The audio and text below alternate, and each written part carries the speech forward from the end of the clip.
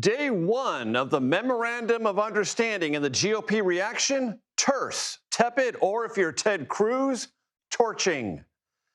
The Obama Presidential Center and Library opens in Chicago with celebrity fanfare and remembrances of the hope and change that was. Been there, done that. It's more than a tired slogan from the 1990s. It's a window into our present political dramas. Author Greg Jackson, host of the popular History That Doesn't Suck podcast, explains.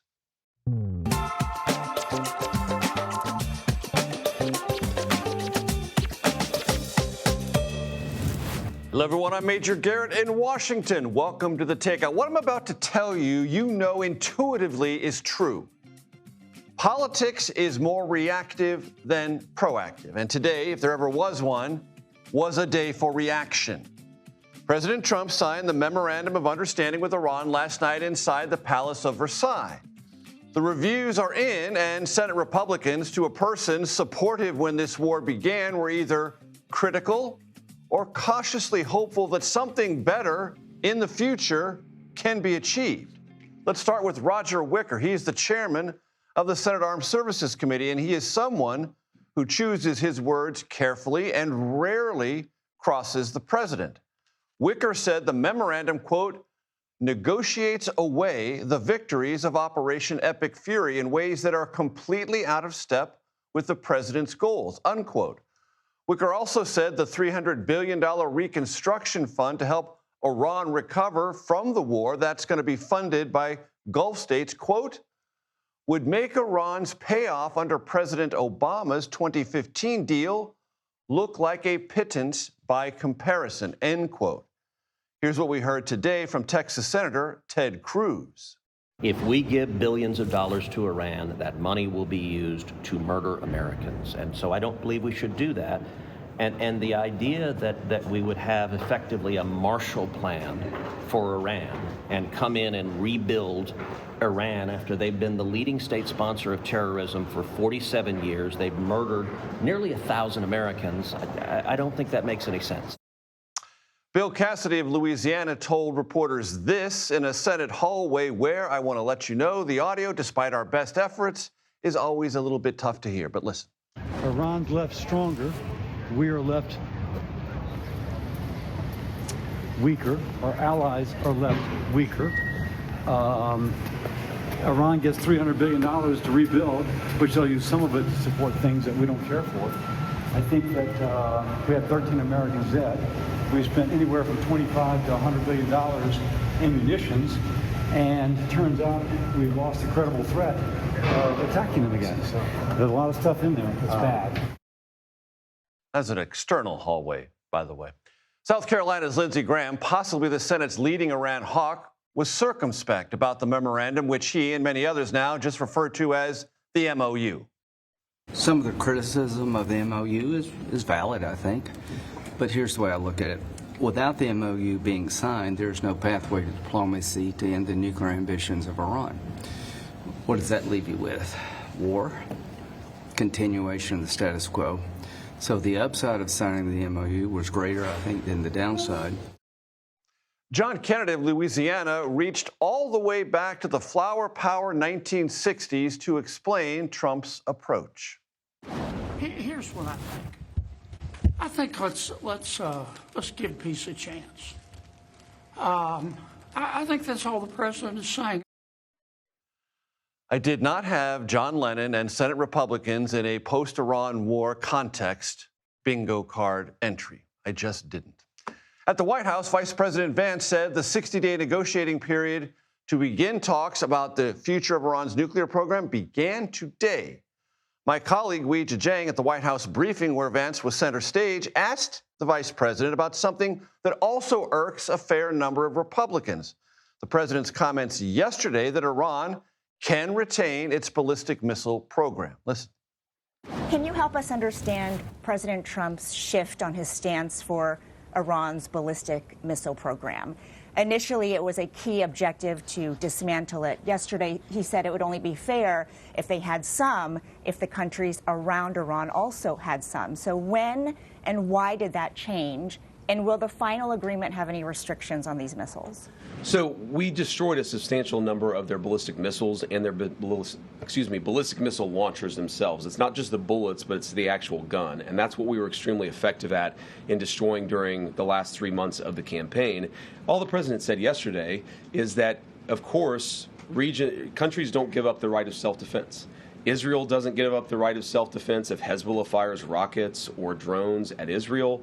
The Iranians don't give up the right of self-defense in their country. But we do expect that as part of the final deal, they are not going to be able to build the kind of missiles that can broadly threaten the entire world.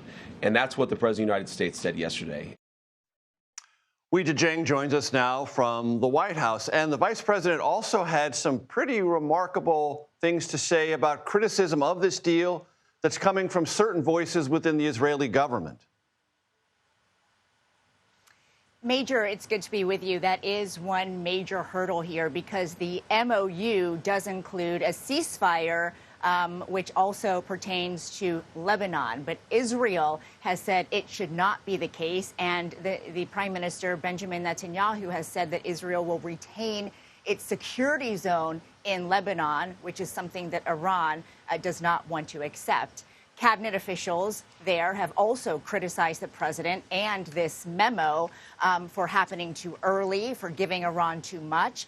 And you're right, the vice president had very sharp words today saying, if I was in the cabinet of the Israeli government, I might not be attacking the only powerful ally that I have anywhere left in the entire world.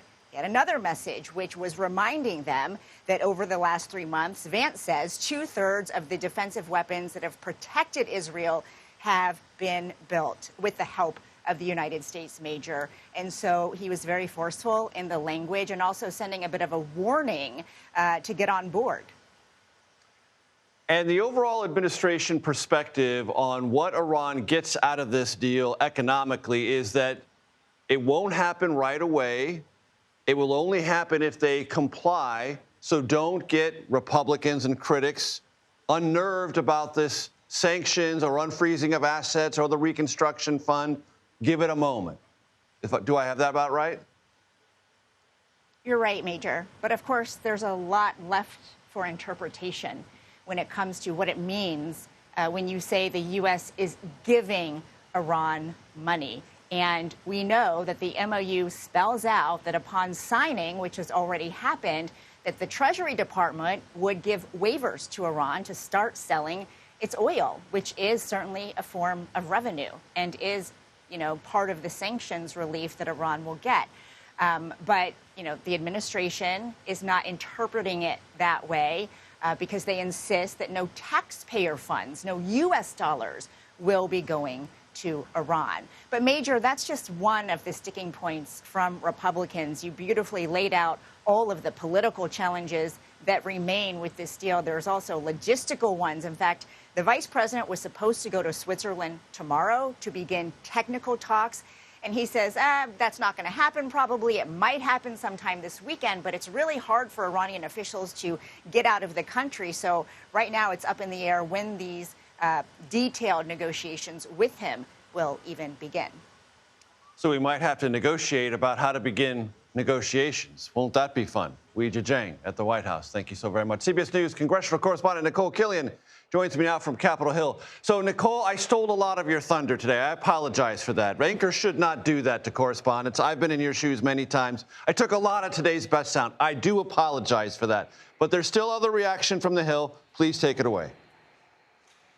Yeah, no hard feelings there, Major. But we do have some new reporting that we can share with you, which is that we have learned that the administration did hold a call with select House and Senate lawmakers today on that memorandum of understanding. So, at least the administration is starting to make inroads there, because that was also a chief complaint that many lawmakers had, that they learned about this MOU through the press before they were even briefed on the details of it. And that's why over the last last day or so, it's been hard for some of them to comment about it because they had not seen the text or had not seen some of the details besides what was shared while the president was traveling overseas in Europe. So now it appears that the administration may be doing some of that outreach. Vice President Vance mentioned that members of Congress would be briefed on this MOU. Leader John Thune indicated it's possible that they could have further briefings as soon as early next week. So at least those conversations are starting to happen so lawmakers can start to digest this agreement. But what they've digested so far, to your point at the outset of the show,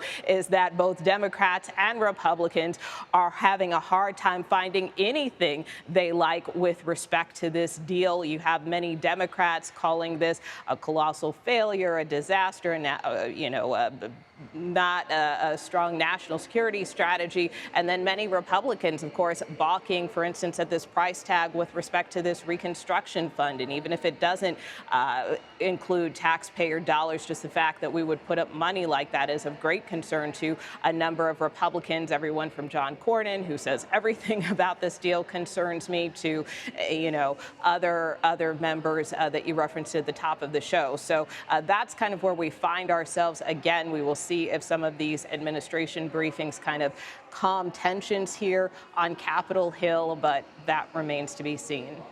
And very quickly, Nicole, one thread I did pick up today, if there was a positive assessment from some Republicans, they were like, well, oil prices have gone down. That should provide some relief at the gas pumps. That might provide relief on the inflation front. Whether that's the proper price to pay for this, after all of the conflict in the region, they were unsure, but at least they were welcoming that because there might be, for them, a bit of a political silver lining. Well, absolutely, especially coming just a few months out before the midterms. And that certainly has been a point that the president himself has made, that this is a small price to pay in terms of these higher gas prices and oil prices to ensure that there is a nuclear-free Iran. But again, until some of those technical details are resolved, there still remain a lot of questions about whether or not that objective can actually be achieved. And so that, again, remains a chief concern of both Republicans and Democrats here on Capitol Hill. Nicole Killian, appreciate it as always. Thank you. Joined now by CBS News foreign policy and national security contributor H.R. McMaster. He's also former national security advisor, one of many in the first term of President Trump's presidency. H.R., always good to see you. So I think if this memorandum of an understanding could be summarized as a song, the title might be, "Is That All There Is?" Yeah, Major, I agree. I think we'll have to see how it's implemented. But from my perspective, it really cuts very significantly against U.S. interests, the interests of the Gulf states, and the interests of Israel. And I think the biggest problems with it are right in that first number one of the 14 of including Lebanon. I mean, why the heck should Iran have any say about what happens in Lebanon? And of course, this is all meant to protect Hezbollah, an organization that has terrorized, that has terrorized Israel and has destroyed that country. And actually, the government in Lebanon has taken a courageous stand, saying, "Hey, this isn't our war against Israel. We want to disarm Hezbollah." So it gives Hezbollah a shot in the arm. But the biggest thing to watch, I think, Major, is going to be how the cash flows into Iran. The Iranian regime was on the mat financially. They're about to not be able to not make payroll. The economy was in a shambles. They were severely weakened, consistent, with one of the key objectives going into this fight, which was to prevent Iran from being able to project power outside of its borders.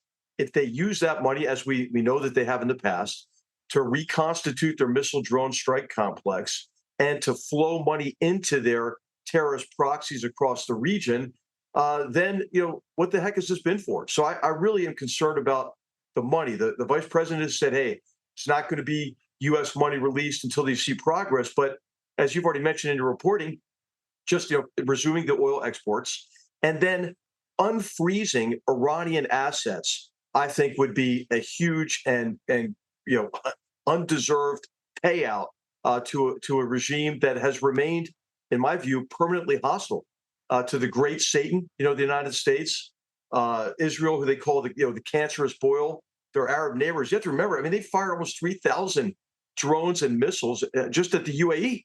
So hey, I think this could be really an outcome that cuts against U.S. interests in many ways.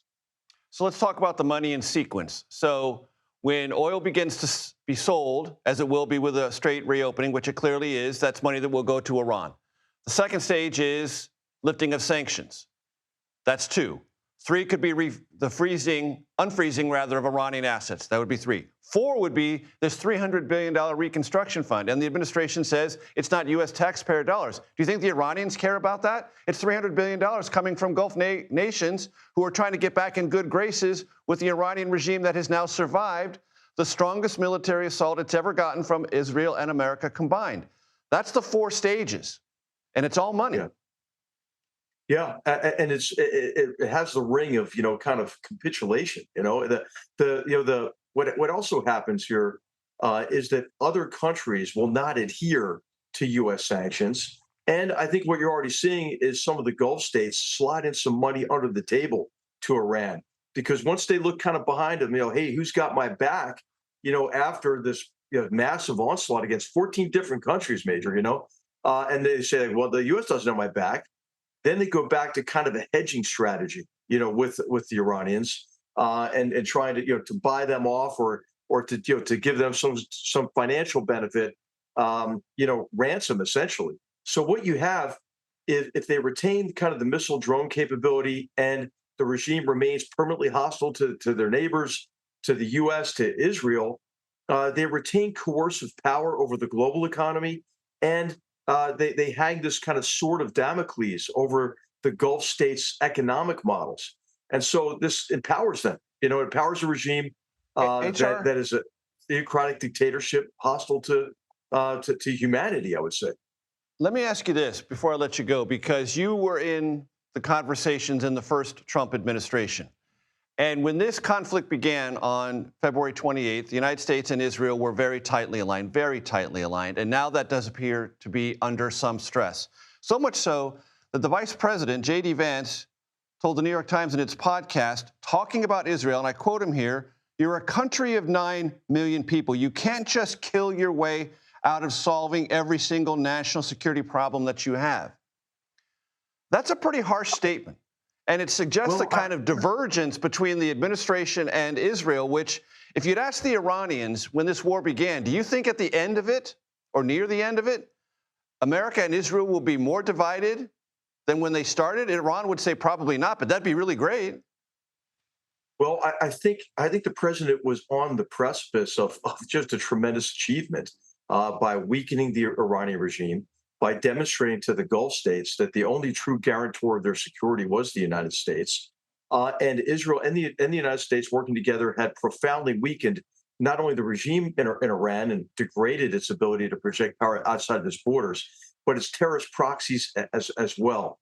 Now, that statement by the vice president, I think, is insensitive based on remembering what happened on October 7th. It was during the Biden administration that Iran was able to kind of unimpeded, reinforce the ring of fire around Israel, right? Building up the rockets that Hezbollah had, for example, to 150,000, preparing Hamas for that onslaught, supporting, a proxy army in Syria, supporting the Houthis and so forth. And then they lit that ring of fire on October 7, 2023, and Israel found itself in a 6-front war. Also, to say that Israel can't continue operations in Lebanon, it makes no sense.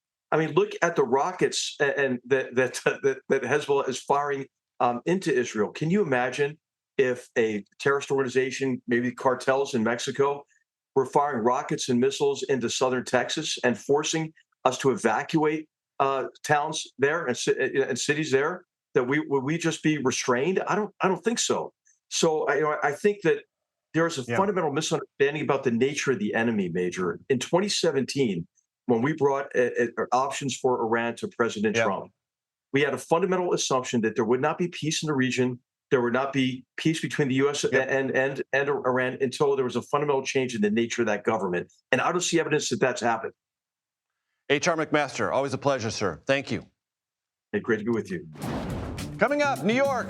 totally united with the NBA champion New York Knicks, but Democrats divided over who should represent New York's 13th congressional district. I'll speak with Congressman Adriano Espaillat about his race and if there's any political vulnerability within it. Also, after about a decade and more than $800 million, the Obama Presidential Library and Center is now open. We'll show you the star-studded opening ceremony. And everyone in the White House has one big topic on their mind. No, it is not the Iran Memorandum of Understanding. It is sauerkraut.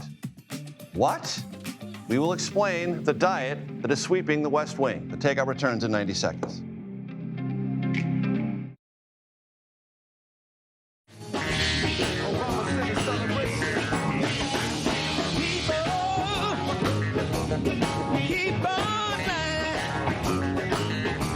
If you don't know who that is, you've utterly failed the pop culture pulse of this program. But for those who might not know, that's Stevie Wonder. He was joined by other famous musicians, John Legend, Jennifer Hudson, Bruce Springsteen, and a lot more who gathered in Chicago to celebrate the opening of the Obama Presidential Center and Library. During his speech, the former president celebrated democracy ahead of our 250th birthday.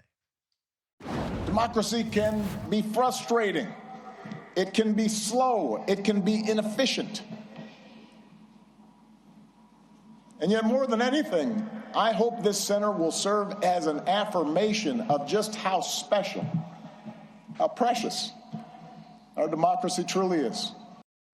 CBS News congressional correspondent Caitlin Huey Burns joins me from Chicago. Caitlin, tell me about the day. Chicago leaders, community advocates. Hey, Major, great to see you. Well, this was a star-studded affair, and it was one that was 10 years in the making and cost about $850 million, Major, to build this complex. This campus is what they are calling it, to commemorate the 44th President of the United States. Where I'm standing right now is atop of a library, an actual branch of the Chicago Public Library that is now inside the Obama Presidential Center. There are lots of hallmarks of presidential libraries. You've got the traditional replica of the Oval Office here. There's a lot of memorabilia from his 2 terms as president. But there are some unique aspects to this whole complex as well, Major. The library that I mentioned, and also there's an NBA-sized basketball court on campus as well, a nod to the former president's love for the game. There's also a recording studio, lots of community space, and all around me is a community garden.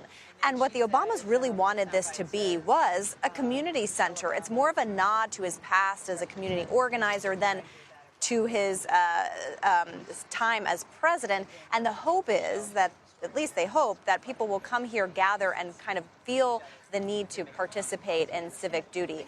Earlier today, we heard from the former president himself, but Major, it was Michelle Obama, the former First Lady, that had a crowd, many of them celebrities, really quiet and rapt by her every word. Take a listen to what she had to say, honoring her husband's legacy.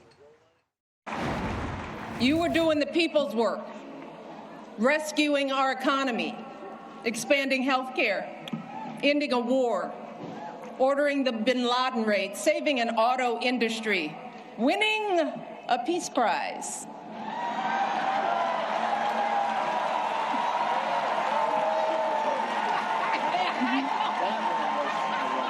Keeping us safe from Ebola, regulating the banks, standing up for marriage equality, listening to science, and comforting an entire nation in the face of unspeakable tragedies.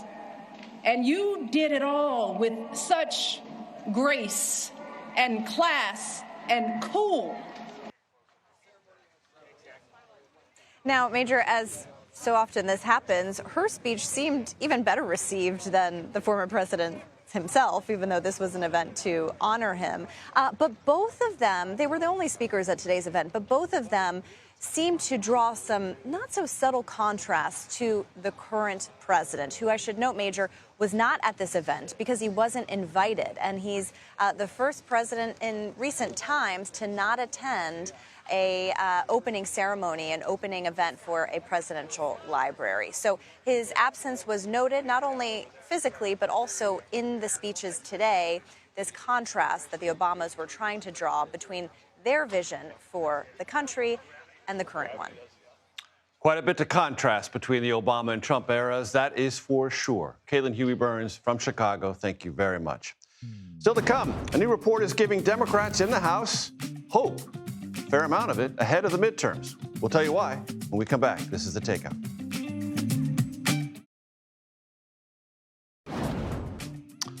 Welcome back to The Takeout. Adriano Espaillat is a Democratic congressman from New York. He's also chair of the Hispanic Caucus and a pretty fierce critic of President Trump, has been for quite some time. But he's facing a primary challenger from the left who doesn't believe he's been fierce enough.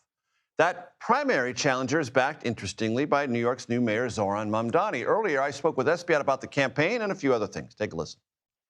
The primary is Tuesday. I don't need to tell you that, Congressman, and I'm not going to ask you if you're going to win because I know you're going to tell me you are going to win. Here's what I do want to ask you. Are you more vulnerable in this race than you thought you would be? And is the reason for that two issues that historically haven't divided Democrats but now are dividing Democrats, Israel and immigration? I don't find that I am vulnerable. I've been working the district for a long time. People know me since the days that I was president of the 34th Precinct Community Council. I was a member of the community board there. I became an assembly member, a state senator, and now I'm a member of Congress. And so I've been in this neighborhood for a long time. The people really know me. I think that they will come out and vote for me, I'm sure. What I'm hearing is positive things. So I'm not concerned. I'm not deterred. I'm not dismayed by any means. The conversation in this primary has been about ICE, its future, who's tougher on it, your opponent or you, and whether or not you have taken too much money from interests sympathetic to the state of Israel. How do you respond to those two issues? Well, certainly ICE is a very personal issue to me. I came from the Dominican Republic as a young boy on a visitor's visa, overstayed a visa, found myself with no papers, had to go back and get my green card, and then come back with a green card, become a U.S. citizen, a voter, and now I'm a member of Congress. What an American story. And so this is very personal to me. I fight ICE every day, not just when it's popular, not just when they conduct a raid. I've been fighting them since they were the Migra. And so I know this very well. I took Trump to court and won. Now we're able to inspect detention centers, exercise our oversight duties as members of Congress. I sued the IRS and we won, and they weren't able to give confidential information of immigrant taxpayers to ICE. And I even pushed the airlines around, and they had to dismantle this structure that they had where they were selling passenger data to ICE. So I've won. I fought the administration and won. I have a plan for dreamers. I have a plan for farm workers and keeping families together. And what about Israel? Your opponent, Daria-Lisa Chevalier, has said you are receiving too much money from those who support Israel and are therefore compromised in your attitude toward Israel and its policies. No one tells me how to vote but my constituents. That's been my tradition. I support a two-state solution. I support giving robust humanitarian aid to Gaza. I believe that there shouldn't be any more settlements because they don't lead to a path to peace. I think that Gaza should be developed by the Palestinians for the Palestinians. But the difference between her and I is that I believe in a two-state solution, and she doesn't believe in the existence of Israel. With regards to PAC money, I believe that we should eliminate super PACs. But she's just taken over $2 million from a rich Texan millionaire that funded Greg Abbott, the same governor that's sending busload of immigrants to New York City, that's caging kids and splitting families up. So she's speaking from both sides of her mouth. That's what gives politics a bad name. Speaking of Israel, what is your attitude about Israel in southern Lebanon and whether or not disagreements with the Trump administration over that area, southern Lebanon, Israel attacks there against Hezbollah, could unravel this whole peace deal with Iran?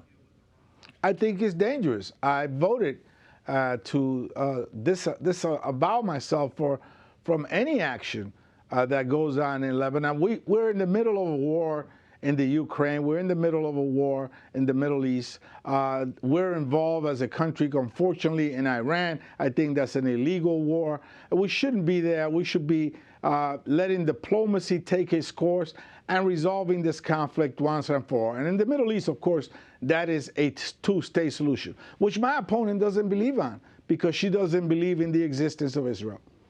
Do you agree with President Trump that Israel actions in southern Lebanon have been excessive and they need to draw down and get out of there? I think that the problem in the region has a first name and a last name, and it's called Benjamin Netanyahu. I think he's an obstruction to peace. I think that in many ways that as long as he's around, we won't have real peace, and we must do better. Very good. What your thoughts before you go, since this is on every New Yorker's mind? The New York Knicks won the NBA championship. They had their parade today. Were you able to make it? I wasn't able to make it, but I hope to catch up with the big bodega cat, Karl Anthony Towns. And I tell you, I waited 53 years, so I feel your pain. Tell me about Karl Anthony Towns. I know you have an interesting relationship with him. Yes, we brought Karl Anthony Towns to Dominicans on the Hill. His mother was from the Dominican Republic, and he lost many family members, including his mom, to COVID. And we brought him to have a fireside chat with Dr. Fauci. It was tremendous because he was so emotional about it and spoke from deep in his heart. And Dr. Fauci has some great things to say about the pandemic. The funniest part was when they both stood up. Dr. Fauci was about 5'6", and he's over 7 feet. That's a contrast for sure. Congressman, I appreciate the time, sir. Thank you. Thank you so much for having me. Coming up, the memorandum with Iran, well, it's signed, but the political fallout, well, it is just beginning. We'll have more on that when we get back. There's the signature. You can see it. When we come back, this is The Takeout.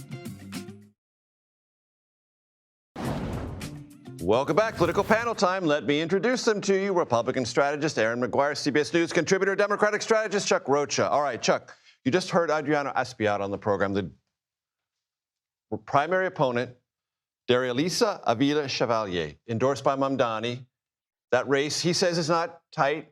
Is there anything you find interesting about this particular congressional race with the head of the Hispanic caucus in Congress being challenged from the left and endorsed by Mamdani? We talk about this on the program all the time, Democrat or Republicans, is that primaries are a really small group of people. In New York, it used to be tiny. They didn't even have an early vote, but that is new, and now there's more people getting into that. Watch what's happening, because it's not just Jeremy and Aaron. We're talking about it in the green room. Like in Michigan and in other places, there's a lot of D-on-D crime. And I don't think any time Democrats are spending money against other Democrats, it's good for Democrats. And it's a hard progressive left attack against Aspiat. Right. And it's a Latino district. Latinos who we have made the marginal group of voters. They've been swinging to Trump. They've been swinging back to Democrats. We're trying to talk to them about working family issues. And for God's sakes, they're attacking each other in New York City. And you don't need a family dispute at this time, is what you're There is an enemy. No, I'm here for it. Let the Democrats fight it out. I love it. Good God. Let them be messy and sloppy like housewives, and let them be dragged further to the left so that when they try to go into the general here,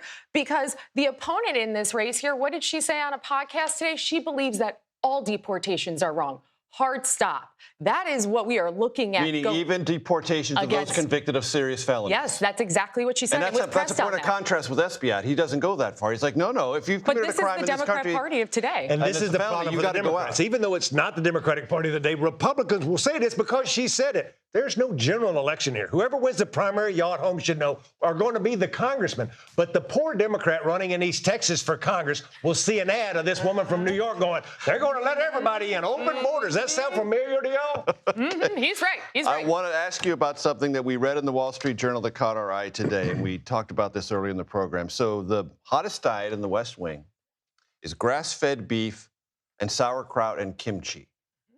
And not only does RFK Jr., okay, whatever, he does it. Sean Duffy, the Transportation Secretary, Howard Lutnick, the Commerce Secretary, JD Vance, the Vice President, and now also Kevin McCarthy, the former House Speaker, all following the advice of Dr. Sean O'Mara, who, for a first-time consult on this in person, charges $18,000. So good on you, doctor, for getting that kind of cash to talk about kimchi, sauerkraut, and grass-fed beef. Aaron, what does this tell us? Well, if anything. It tells us that they are dedicated to their health and fitness. It tells us that they enjoy a fermented meal of smelly food that I would not be carrying around with me. I saw that RFK Jr.'s wife, Cheryl Hines, was on Katie Miller's podcast about this. Said he wants her to carry the sauerkraut in her handbag. In her Chanel. And she's like, thank you. Tell me to bring the sauerkraut purse when you want me to carry your sauerkraut Tell around. me about your sauerkraut purse, Chuck Rocha. Yeah, what help? I don't want sauerkraut on a hot dog. I don't want it in my belly. I don't want it nowhere around me. And I am a fitness nut. Me and Finn were on here the other day talking about how we'd like to go over and have a wrestling match at the White House Octagon. But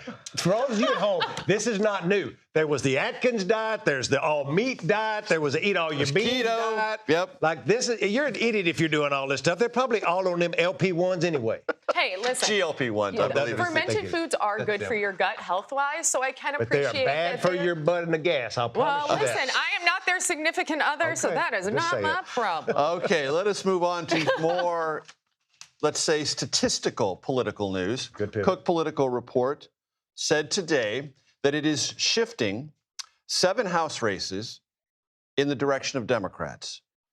3 seats from likely Republican to lean Republican, 4 seats from solid Republican to likely Republican. This doesn't move anything into a Democratic column, but Aaron, it suggests from the Cook Political Report, which a lot of us rely on, it's nonpartisan, it's very read in, that there's something out there that's possibly dangerous for Republicans, even in theoretically safe seats to keep an eye on. Yeah, that looks like a softening in the Republican enthusiasm that they're going to need going into midterms. These are the hardcore Republicans that you're seeing in those seats, right? Because those are likely Republican seats, solid Republican seats that are now softening toward Democrats. They're not moving into the toss-up or into the Democrat category. But if you're looking at stronghold Republican seats or seats that are likely to stay in that lane, and right now they're saying they're moving away from Republicans, that means we have a big base turnout problem. Chuck, that could mean, you've got 1 minute to summarize this, that even though there have been gains, and you can't ignore it, that Republicans have achieved through redrawing maps, it may not be enough. What I noticed in these races that really stood out to me is these aren't seats in a city. Say that fast. Seats in a city. They are rural seats. They are seats with not a lot of black folks, not a lot of Latinos, but a lot of working class white people. And that doesn't mean that we're winning all of them. Data that's showing that softening for President Trump and Republicans generically. So if I was a Republican or a Democratic consultant, that's what I'd be paying attention to, because if there's movement in those rural districts, that's not our base. That's their territory, and so that just sees softening. Aaron's exactly right. Put it on the record. There was Chuck not Rocha about said everything. Exactly right. Just about that one little thing. Just that little bitty thing. But that's right. What he said. These are rural districts. Yes. And I think that this is showing we are looking at a softening of the Republican ability to turn out the voters we're going to need. It's for hard in this midterm. general Yeah, election. it's not because they've got it figured out or we do. It's just harder in a midterm. It's so tough. There we go. It's harder in a midterm. It always there is. you go. Aaron McGuire, Chuck Rocha, thank you. Up next, an important history lesson that they don't teach you. Dang, why not? The author of a new book, Been There, Done That, discusses political turmoil in America. You'll enjoy it. That's next here on The Takeout.